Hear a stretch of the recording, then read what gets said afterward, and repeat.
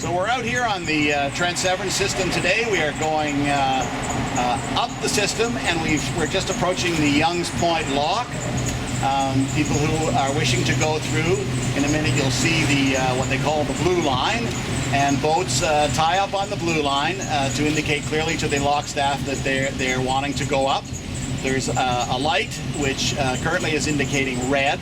When the lock staff are ready for you and have the gate open, the light will turn green, and then you'll be able to proceed slowly into the lock.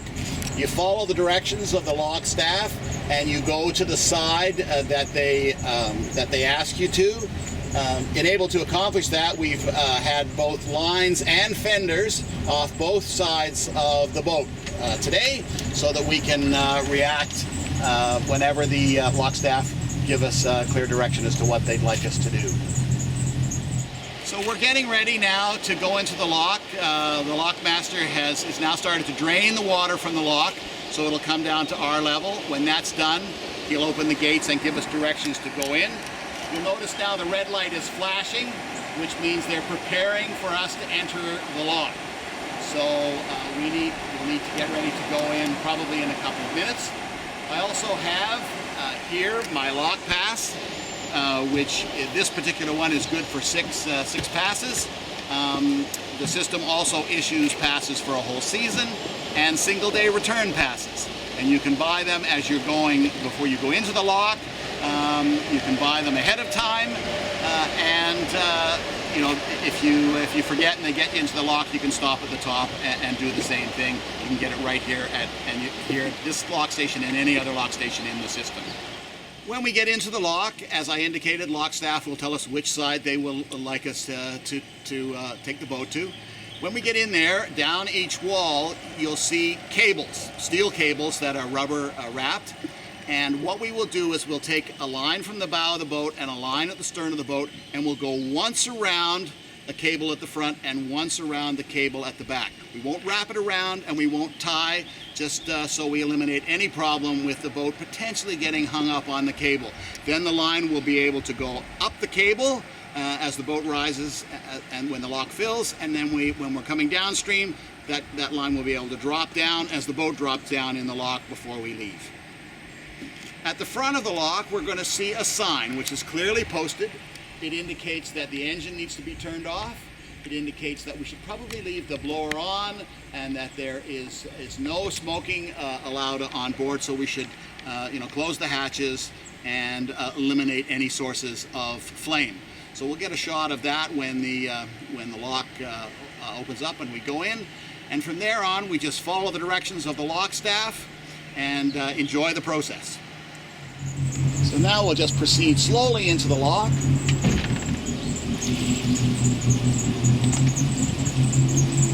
And because the lock staff are on the starboard side, we'll choose that side so they can give us any instructions that they wish to do. Hi. How are you? Pretty good, thanks. Good. You can grab any cable that you'd like. Okay, so following the directions on the sign up there, we'll turn our engine off, making sure that the hatches are open, all flames are extinguished, no smoking, and that our blower is turned on.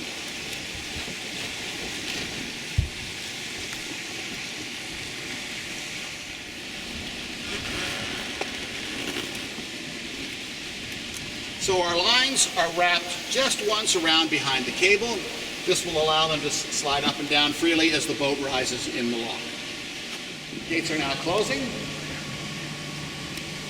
As soon as they're closed, the lock will begin to fill up. When it's full, they'll open the front gates and they'll give us instruction to start the engine and leave the lock.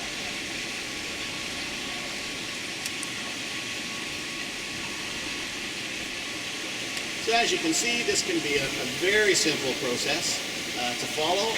If you've got any questions, lock staff are there to answer those for you. They've obviously been doing this for a long time, and they know best how to lock boats through, and also how to load boats into locks if there are multiple ones on the system. So they'll choose which ones they'd like in first and which ones they'd like in after that. And you can actually get quite a large number of boats in this lock if there were a lot operating in the system at any one time. When you're going up to the next lock, especially if they're close at hand, like they are when you're coming up the system between Peterborough and Lakefield here, there is no point in going fast. They'll wait until all the boats in the group are there. So if you go fast, all you'll be doing is sitting there at the lock waiting for the next boat to come along and come on in behind you. So take it slow and enjoy the day. North of this lock, you'll find there's quite a distance. You're going to go through Clear Lake and then into Stony Lake before you hit the lock up at Burley Falls. So certainly follow the signage, follow the direction for speed, and again, enjoy your day. So you can clearly see that the water activity is fairly aggressive here in the lock as it's filling up. And there is actually, I can feel against the cable, I can feel a bit of current against the boat. So that's why it's good to keep good control of the boat against the wall. I've also suggested that you might want to consider having very cheap cotton gloves. They're available at any safety supply company. You can buy them in packs of 10. They've got little rubber dimples on the palm side. They'll help avoid rope burn, and they'll help avoid all the yucky mess on the side of the lock on your hands. And then at the end of the day, you can simply take them and throw them in the washer and reuse them. Or if they get too grungy, say bye-bye and get another pair. Okay, you'll notice the line is wrapped very loosely around the cable. And at the top of the cable, now we're nearing the top of the lock, you'll notice a ring. Under no circumstances attempt to tie the line to that ring.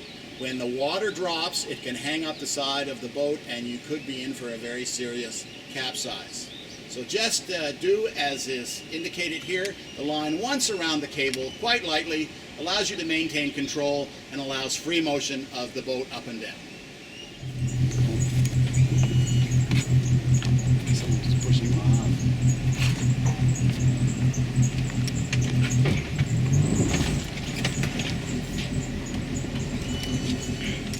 So here we are exiting the lock. You'll see up ahead of us an aid to navigation, a red marker buoy. We are going upstream, so we should be keeping that on our right hand, our starboard side, and any green markers that we see we should be keeping on our port or left hand side. Simple way of remembering that, starboard, right, and starboard on the right, red right returning.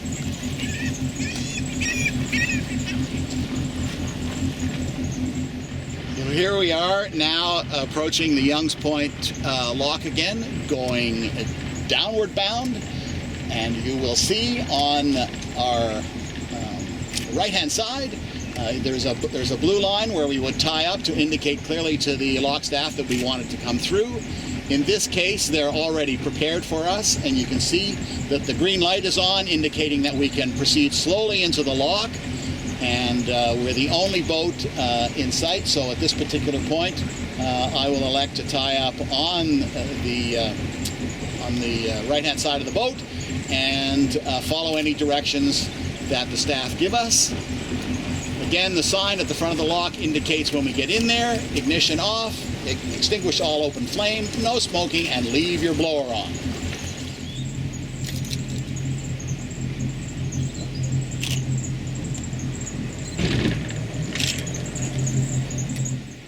Lock staff will make sure everything is clear down below, and when they're ready to go, they'll begin releasing the water from the lock, and we'll slowly drop down till we're even with the water on the bottom side.